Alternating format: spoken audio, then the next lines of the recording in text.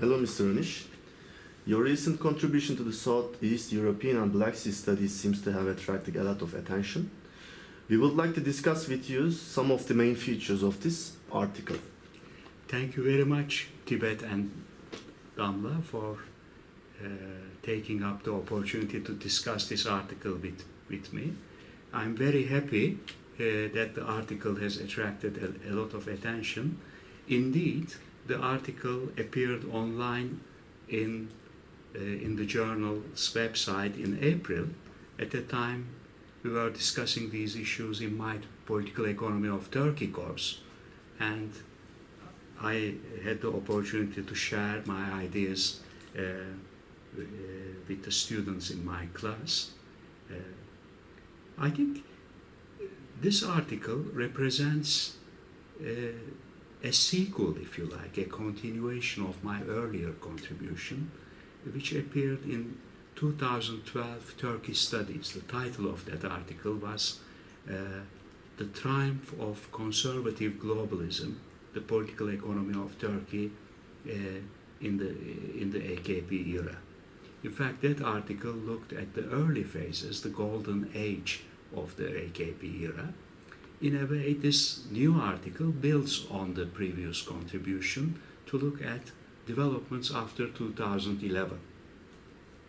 And in that context, I tried to conceptualize two very different phases of the AKP era, the early and the late AKP eras, and make a structured comparison between the two periods.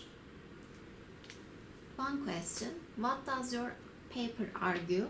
Does it offer any perspective or scholarly contribution to field? The paper is claim to scholarly contribution is that it tries to place Turkey's experience into comparative perspective, both in an intertemporal sense, in terms of different time intervals, but also horizontally in terms of comparisons with Russia.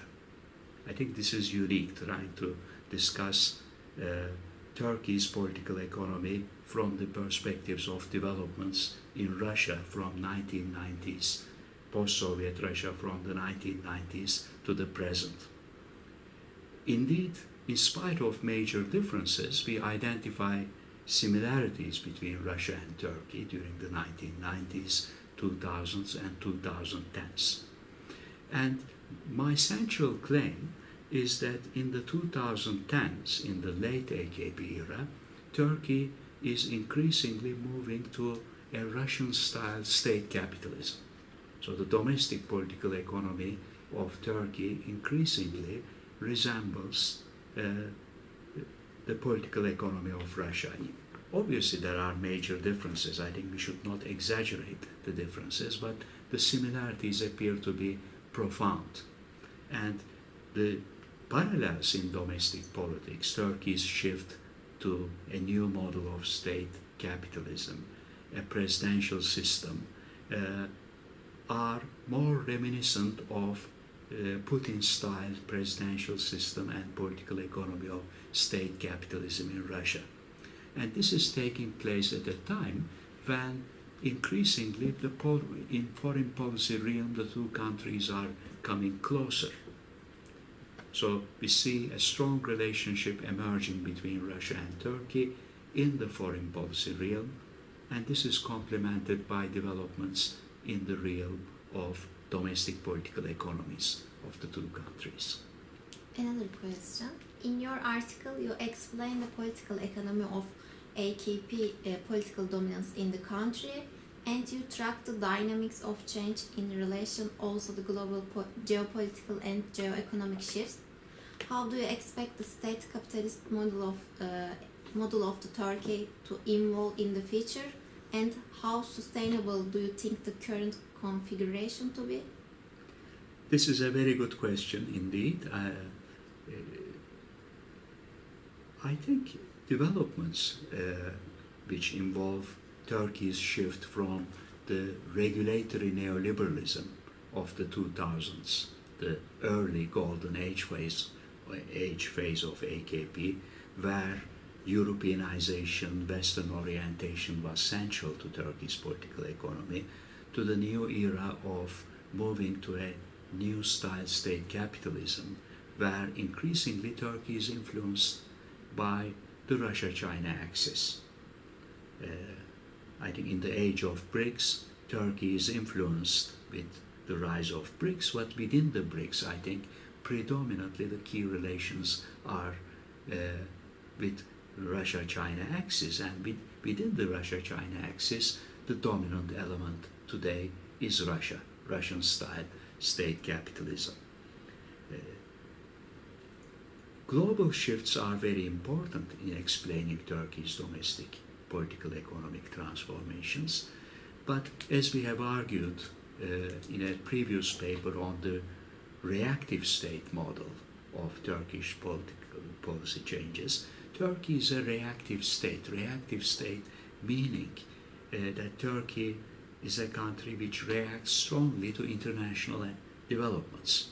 And one of the major developments in the post-2008 period involves global shifts, the relative decline of the West, the rise of BRICS, the Russia-China axis. But international changes alone cannot explain domestic political economy transformations. It's the nature of crises and domestic coalitions which are important. I think we see a convergence between global shifts and the new orientation of domestic political elites in Turkey, which explain the attempted shift in the direction of a more state capitalist-oriented development. Now the question that you raise about sustainability. Now Turkey is trying to shift to a Putin-style presidential system and a Russian-style state capitalism. But there are inherent constraints on Turkey's ability to sustain this. One major constraint is that Turkey doesn't have the kind of oil and gas, the natural resource base of Russia, which would make the process sustainable. Turkey's growth has been predominantly based on the combination of land, construction, consumption, and heavy borrowing. And now that model appears to be in a deep crisis. So economically, I think we see the problems of sustainability in the Turkish context. Another element which I would emphasize is that financially, Turkey is heavily integrated into the international economy. It's a very open economy, and any attempts to push in a state capitalist direction, for example, artificially reducing interest rates, leads to outflow of capital. So financially integrated nature of Turkey since the Özal era, late Özal era, means that Turkey is constrained. It doesn't have the resource base. Its economic relations are still predominantly with Europe and with the West, and its ability in this kind of environment to push for a Russian-style capitalism is constrained. Secondly, I think Turkey has a significant legacy of democratic experience, decades long of democratic experience, which also challenges the authoritarian nature of the state capitalism model. Compared with Russia, where the only major democratic experience in the post-Soviet era was the brief period under Yeltsin in the 1990s, Turkey's democratic legacy extends over a period of 145 years. So both politically and economically, I think there are major questions of sustainability. In subsequent studies, I want to build on this article. I want to build on the foreign policy of the AKP era. I think we also see a crisis of Turkish foreign policy at the moment. And I also want to develop a parallel paper on elaborating on the interlocking nature of Turkey's triple crisis. So perhaps this particular paper concentrates on the economic dimension, but I think there's also the democratic and political foreign policy dimension to consider. So the triple crisis of Turkish foreign policy, economy and democratic regime raises deep question marks about the sustainability of the new state capitalist model of development in Turkey, and also the recent municipal elections in Turkey raise question marks about the durability of the AKP.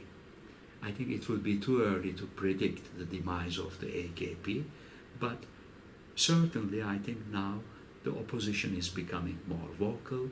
There are elements of dissent within the ruling party.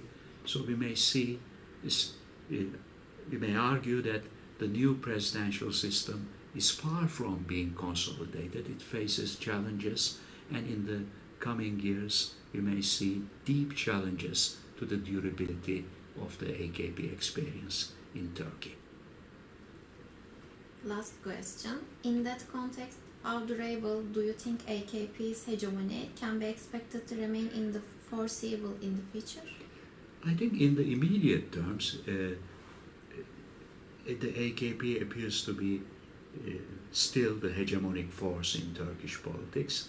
But as I indicated previously, this hegemonic position of Erdogan and AKP in Turkish politics may be challenged. Although we have moved into a presidential system, the presidential system was not based on a broad mandate. It was at the society, the political system of Turkey still continues to be polarized. The margin of victory was quite narrow, and it was based on a coalition of AKP with ultranationalist party MHP. And one can also raise the question, how durable is this alliance? I think this alliance also generates concerns from some of the AKP's supporters. So we should not argue that in the immediate term there may be significant changes, profound changes, but in the medium term I think we may see very strong challenges mounting to the hegemonic position of the AKP in the Turkish politics. And the current economic crisis, coupled with problems in the realms of foreign policy, raise considerable question marks. And I think the municipal elections of March 2019 constitutes a turning point. I think with the emergence of figures like Ekrem İmamoğlu, new figures in Turkish politics with inclusive visions of Turkish society, represent a new challenge, which wasn't the case. So the opposition in Turkey is gathering momentum, and part of this opposition is within the ranks of the AKP itself. Some of these figures want, especially from within the party, want to return to the old days of the early AKP, to rejuvenate, reactivate the reformist impulse which was present in the early phases. So Turkish politics and Turkish political economy is poised for an interesting period, challenging period in the next few years. Thank you very much, Mr. Öniş. Thank you. Thank you. Thank you for your participation.